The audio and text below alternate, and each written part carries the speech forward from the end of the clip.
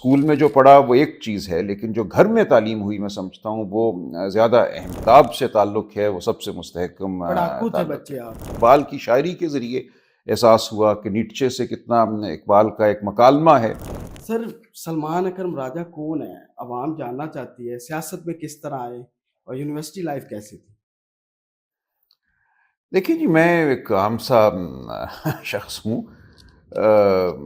وکالت سے تعلق ہے، والد صاحب کا تعلق بھی وکالت کے پیشے سے تھا۔ انہوں نے بہت محنت کی، اپنا نام مقام بنایا۔ بالکل۔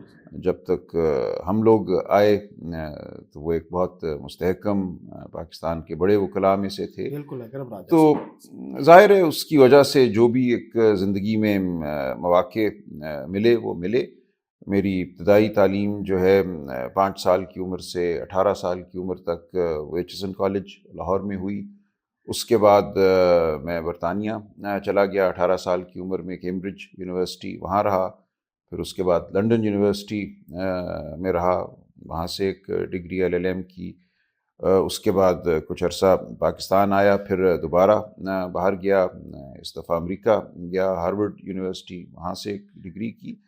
تو تعلیمی جو سفر ہے وہ ٹھیک رہا۔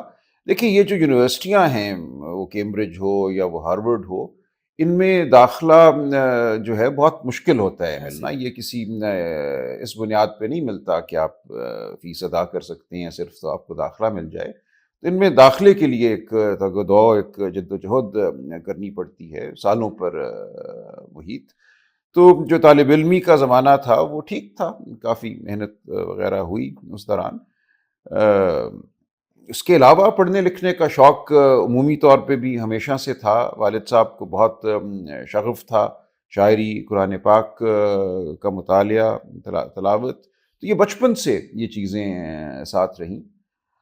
اسکول میں جو پڑھا وہ ایک چیز ہے، لیکن جو گھر میں تعلیم ہوئی میں سمجھتا ہوں وہ زیادہ اہم تھی۔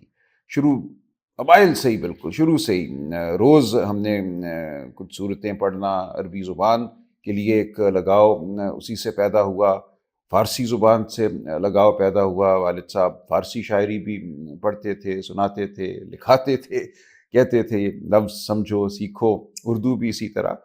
تو اس کا نتیجہ یہ ہوا کہ خانہ فرہنگ ایران جو یہاں لاہور میں تھا اور اب ہے، وہاں 5 ان کے درجے تھے فارسی زبان کے، وہ کیے۔ پھر اسلام آباد میں national institute of modern languages اس وقت ہوتا تھا، اب اس کو national university of modern languages کہتے ہیں، وہاں سے عربی میں ڈپلومہ کیا۔ برطانیہ میں جو میری ڈگری تھی پہلی وہ معاشیات میں تھی، اس کے بعد قانون کی طرف آیا لنڈن میں، امریکہ ہارورڈ میں۔ تو اچھا تھا یہ سفر، لیکن یہ جاری ہے۔ دیکھیں تعلیم جو ہے وہ کبھی بھی ختم نہیں ہوتی۔ میرا جو کتاب سے تعلق ہے وہ سب سے مستحکم پڑھاکو تھے تعلق ہے۔ بچے آپ، جی جی بالکل۔ شرارتی نہیں جیسے شرارتی ہوتے ہیں۔ دیکھیے وہ اپنی جگہ ہیں، کچھ شرارتیں بھی ہوں گی اس دور میں، بالکل ہیں، ان کا ذکر شاید اب میں نہ کرنا چاہوں، وہ بھی ہے معاملہ، بالکل تھا۔ لیکن جو ایک کتاب سے تعلق تھا اور خیالات کی دنیا سے جو تعلق تھا وہ تب بھی تھا اور آج بھی ہے۔ اب سب سے فیوریٹ بک کون سی ہے آپ کی، جو ابھی تک مطلب منٹو صاحب کو شاید آپ نے پڑھا ہوگا؟ جی، جہاں تک دیکھیے فکشن نان فکشن تو دونوں چیزیں ہیں نا۔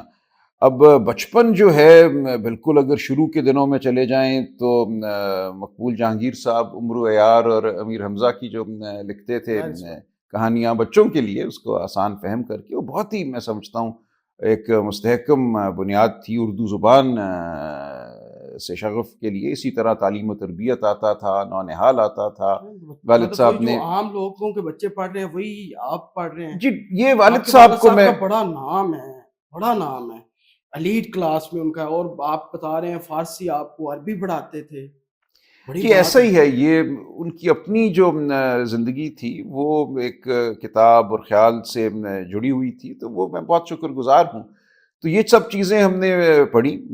ٹھیک ہے دن کو ایچ ایس این کالج جاتا تھا، لیکن گھر کا ماحول جو تھا وہ ایک خالصتاً میں کہوں گا پاکستانی ماحول تھا، ایک مڈل کلاس کا ماحول تھا، اور شاعری سے جڑا ہوا، قرآن پاک سے جڑا ہوا، یہ جو ہماری تعلیم و تربیت کے جو نظریات ماشاء ہیں اللہ۔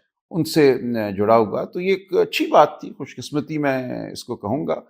لیکن اس کے ساتھ ساتھ جو دیگر فکشن پڑھنے کو ملی جب عمر تھوڑی بڑھی، بالکل منٹو صاحب سارے کا سارا میں پڑھ چکا تھا میرا خیال ہے 14 سال کی عمر تک، اور ساتھ ساتھ مزے کی بات یہ ہے میں نسیم حجازی بھی پڑھتا تھا۔ اچھا، نسیم حجازی دونوں کے لے کے چلتے تھے۔ نسیم حجازی کے سارے ناول مجھے یاد ہے اس وقت جب میں نے نسیم حجازی کو آخری جو پڑھا، اس کے بعد بھی انہوں نے لکھے، مطلب وہ خاک اور خون اور آخری چٹان، یوسف بن تاشفین، اور تمام جو اس وقت تک ان کے ناول تھے، مجھے یاد ہے 15 ناول تھے نسیم حجازی کے، بالکل وہ سارے کے سارے بڑی پڑھ بات۔ ڈالے۔ لیکن انگریزی سے بھی شغف تھا اس کے ساتھ ہی، والد صاحب کی بہت بڑی لائبریری تھی گھر میں۔ مجھے یاد ہے سن 81 کا سال تھا جب پہلی بار میں نے برٹن رسل کی ایک کتاب والد صاحب کی لائبریری میں ڈھونڈی، new hopes for a changing world, اور پھر بہت رسل بڑا نام ہے۔ پھر رسل کے ساتھ بہت سال تعلق رہا، اس سے دیگر جو مغرب کے فلاسفر ہیں، فلسفی ہیں، ان سے تعلق ہو گیا۔ پھر اقبال کی شاعری کے ذریعے احساس ہوا کہ نیٹچے سے کتنا اقبال کا ایک مکالمہ ہے، جو جرمن فلاسفر تھے، برگسون کا بہت بڑا رول ہے اقبال کی زندگی میں اور اقبال کی شاعری میں، تو وہ تعلق پھر پیدا ہوا رہا۔ اسی طرح یونیورسٹی جب میں برطانیہ چلا گیا تو وہاں جاتے ہی کچھ لوگوں سے دوستی ہوئی کیمبرج یونیورسٹی میں، جو اس زمانے میں بہت ایک اثر تھا سید حسین نصر کا تعلق، ایک آپ کہہ لیجئے فکری یا روحانی حلقے سے تھا، بالکل۔ جس کے جو بانی تھے یا سربراہ تھے فرتشوف شوان، جو کہ ایک آسٹرین یہودی تھے جو مسلمان ہوئے عیسیٰ نور الدین کے نام سے، اور انہوں نے بہت کتابیں لکھیں تصوف کے حوالے سے۔ تو جو کیمبرج یونیورسٹی کا دور تھا میرا، وہ کہنے کے تو میں اکنامکس کا معاشیات کا طالب علم تھا، لیکن وہ تصوف کے معاملات میں زیادہ گزرا، فرتشوف شوان ہو، سید حسین نصر ہوں۔ انہی دنوں چھٹیوں میں جب میں واپس آیا ایک دفعہ تو ملاقات واصف علی واصف صاحب سے ہو گئی یہاں لاہور شہر میں، اور اس کے بعد تو یہ عالم تھا کہ ہر 10-12 ہفتوں کے بعد جب وہاں چھٹی ہوتی تھی، کیمبرج میں یہ تھا کہ 10 ہفتوں کی ٹرم ہوتی تھی، پھر اس کے بعد 1-2 ہفتوں کی چھٹی ہو جاتی تھی، میں دوڑ کے واپس لاہور آتا تھا، اور یہاں جو واصف صاحب کی محفلیں تھیں ان میں اشفاق احمد بیٹھتے تھے، بانو قدسیہ ہوتی تھیں، اس میں منو بھائی ہوتے تھے، جو ان کی گفتگو یہ آپ ہوتی تھی اٹینڈ کرتے تھے؟ بہت 1985 سے لے کر جب واصف صاحب کی رحلت ہوتی ہے 1993 تک، تو یہ میرا بالکل سب سے اہم جو میری زندگی کا یہ دور تھا، وہ واصف صاحب کی محفلیں تھیں، اور وہاں جو گفتگو ہوتی تھی، اشفاق احمد صاحب، بانو قدسیہ، حنیف رامے صاحب آیا کرتے تھے، بڑے نام، جسٹس ہمدانی آیا کرتے تھے واہ گائے بگائے۔ تو شہر کا کوئی ایسا صاحب علم کتاب شاعری سے تعلق رکھنے والا نہیں تھا جو وہاں نہ آتا ہو ان محفلوں میں، تو وہاں بیٹھ کے صرف ان کی باتیں سننا، ان کا جو انداز تکلم تھا، جو ان کا غور و خوض تھا، وہی ایک کمال، ایک میں کہوں گا ایک مارکا تھا۔ اس کے ساتھ ساتھ دیگر جو شاعری تھی وہ چلتی رہی، شاعری میں شوق، شاعری تو میں نے خود کبھی نہیں کی لیکن شاعری مجھے شوق تھا۔ انہی دنوں میں بہت شد و مد سے فیض صاحب کی شاعری بھی، لیکن ساتھ ہی نون میم راشد کی شاعری بھی زندگی میں داخل ہوئی۔ دونوں چیزیں رکھی ہیں بیلنس۔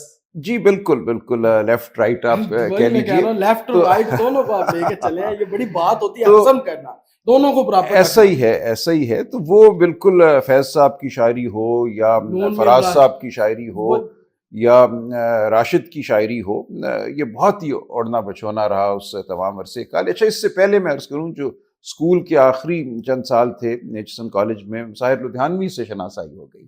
وہ ایک اور جو اس عمر میں جو ہے آپ سمجھیے لڑکپن میں ساحر سے بڑا شاعر کوئی معلوم نہیں ہوتا۔